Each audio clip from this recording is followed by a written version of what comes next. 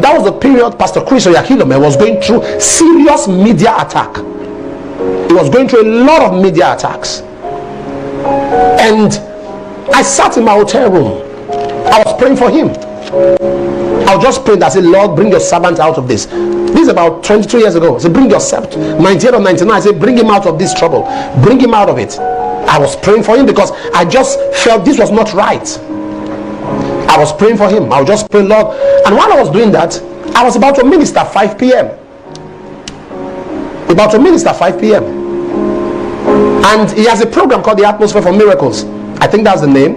And the program came on air in the hotel I was watching. And I was praying for the sick. And I just stretched out my hand. I said, Lord, thank you for your servant. Keep him. Protect him. Keep him. Preserve him. Help him not to be distracted. Increase his anointing after all this.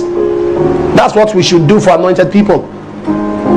We don't join the war to pull down our generals. No, we don't do that. It's not our language. So I was praying. And I heard the Lord say, what do you want that you see? I saw miracles happening. I had been seeing miracles before that time. I've been seeing miracles, but not in that velocity, not as massive as that was.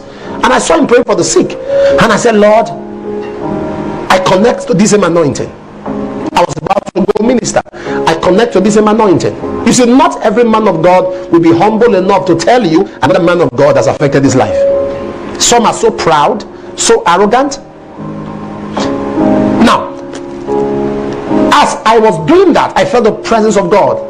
I was connecting via the airways, just the way you can connect now, or when you watch any of my meetings. I went to that program.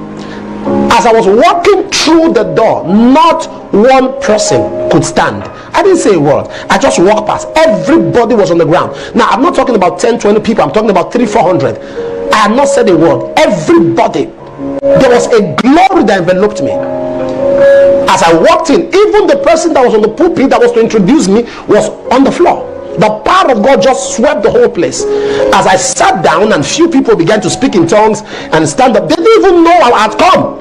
So you see, it was not about me. It was a glory I carried because I connected to an anointed man. I saw cancers healed. I saw blind eyes open. I saw a woman who came with a child that was born deaf and dumb, hearing and speaking. There was no extra thing I did. I just connected.